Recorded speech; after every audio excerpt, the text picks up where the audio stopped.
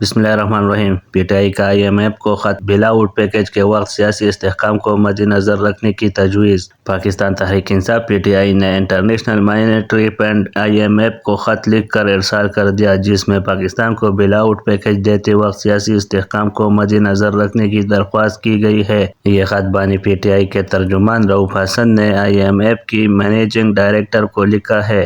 خط میں متن میں موقف اپنایا گیا۔ کہا بانی PTI کی ہدایت آورین کی طرف سے یہ خط IMF کو بھیجا جا رہا ہے۔ انہوں نے کہا کہ یہ واضح کیا جاتا ہے، کہا بانی چیئرمین IMF اور ریاست پاکستان کے مابین کسی ڈیل یا کوئی بھی ایسی سہولت جو قرضوں کی ادائیگی کے لیے مددگار ہو، اس کے درمیان نہیں آنا چاہتی۔ اس حوالے سے کہا گیا کہ ہم حکومت سازی، قرضوں کی ادائیگی اور قانون کی حکمرانی کے لیے IMF کی ڈیل کی اہمیت سے آگاہ ہے۔ PTI IMF کی سہولت کی راہ میں رکاوٹ نہیں بننا چاہتی، کیونکہ یہ وہ سہولت ہے جو ملک کی طویل مدت معاشی بہبود کے فروغ دیتی ہے۔ متن میں کہا گیا کہ صرف منتخب حکومت کے ساتھ ہی مذاکرات کی جا سکتی ہے اور PTI پاکستان کی سب سے بڑی اور مقبول سیاسی جماعت ہے۔ پاکستان کے عوام کے اعتماد کی حامل منتخب حکومت ہی اس حوالے سے بات چیت کا اختیار رکھتی ہے۔ اس حوالے سے کہا گیا کہ یہ ایک حقیقت ہے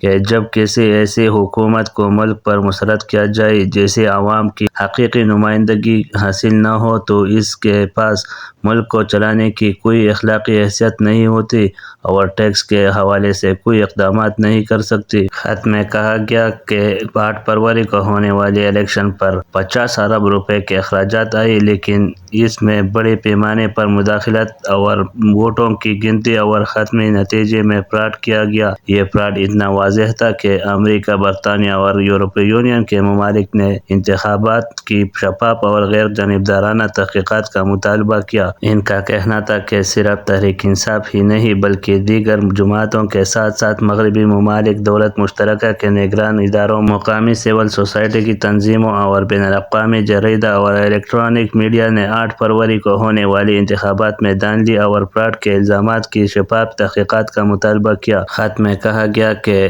IMF پاکستان کو مالی سہولت دینے سے پہلے گڈ گورننس کے ساتھ ساتھ دیگر شرائط رکھی جائے۔ پاکستان تحریک انصاف کے بانی عمران خان کی ہدایت پر لکھی گئی خط میں عالمی ادارے سے مزید کہا گیا کہ وہ 2 ہفتوں کے اندر قومی اور صوبائی اسمبلیوں کی 30% نشستوں کا عدد یقینی بنائے اور بیل آؤٹ پیکیج کے وقت پاکستان کے سیاسی استحکام کو مد نظر رکھے۔ اس حوالے سے کہا گیا کہ ہم یہ نہیں کہہ رہے کہ IMF تحقیقاتی ادارے کا کام کرے، لیکن فافن اور پیٹرن کولیشن 38 جیسے اداروں کے تعاون سے الیکشن کا شفاف آڈٹ کر کے تمام اسٹیک ہولڈرز کو مطمئن کیا جا سکتا ہے۔ خط میں کہا گیا کہ IMF کا ایسا کردار پاکستان اور اس کے عوام کے لیے ایک بے مثال خدمت ہوگا اور یہ اقدام ملک میں پائیدار خوشحالی، ترقی اور معاشی استحکام کا سبب بن سکتا ہے۔ فلسطینیوں کو رمضان کے دوران مسجد الاقصی میں عبادت کرنے کی اجازت دی جائے۔ امریکہ کا اسرائیل پر زور۔ امریکہ نے اسرائیل پر زور دیتے ہوئے کہا ہے کہ وہ ماہ رمضان کے دوران مسلمانوں کو یروشلم میں مسجد الاقصی کے احاطے میں عبادت کرنے کی اجازت ہے۔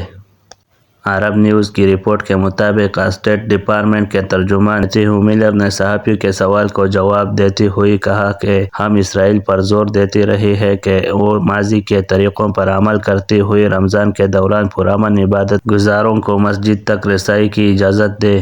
انہوں نے مزید کہا کہ یہ نہ صرف اخلاقی طور پر درست اقدام ہے اور یہ صرف لوگوں کو مذہبی آزادی دینے کے بارے میں نہیں ہے جس کے وہ مستحق ہے اور ان کا حق ہے، بلکہ یہ اسرائیل کی سلامتی کے لیے بھی اہم ہے۔ انہوں نے زور دے کر کہا کہ مغرب کنارے میں کشیدگی کو بڑھانا اسرائیل کے سلامتی کے مفاد میں نہیں ہے۔ اسرائیل اس بات پر غور کر رہا ہے کہ رمضان المبارک کے دوران یروشلم میں عبادت کا انتظام کیسے کیا جائے۔ دوسری جانب حماس نے رمضان المبارک کے آغاز کے لیے بڑی تعداد میں لوگوں سے مسجد الاقصی میں جمع ہونے کی درخواست کی ہے۔ حماس کے چیف اسماعیل ہانیہ نے کہا کہ ہم یروشلم مغرب کنارے میں اپنے لوگوں سے اپیل کرتی ہے کہ وہ رمضان کے بابرکت مہینے کے پہلے دن سے اجتماعی طور پر یا انفرادی طور پر مسجد الاقصی میں نماز ادا کریں اور ناکے بندی کو ختم کرنے کرنے میں مدد کرے۔ گزشتہ ہفتے اسرائیل کے قومی سلامتی کے وزیر ایتمار بن گویر نے کہا تھا کہ مغرب کنارے کے فلسطینیوں کو رمضان کے دوران نماز ادا کرنے کے لیے یروشلم میں داخلے کی اجازت نہیں دی جانی چاہیے۔ انہوں نے کہا کہ ہم خطرہ مول نہیں لے سکتے۔ انہوں نے مزید کہا کہ ہم غزہ میں خواتین اور بچوں کو یرغمال نہیں بنا سکتے اور حماس کو ٹیمپل ماؤنٹ پر جشن منانے کی اجازت نہیں دے سکتے۔ یاد رہے کہ 7 اکتوبر سے اسرائیلی بمباری کے دوران 29,878 فلسطینی شہید ہو چکے ہیں جبکہ 70,000 سے زیادہ زخمی ہیں۔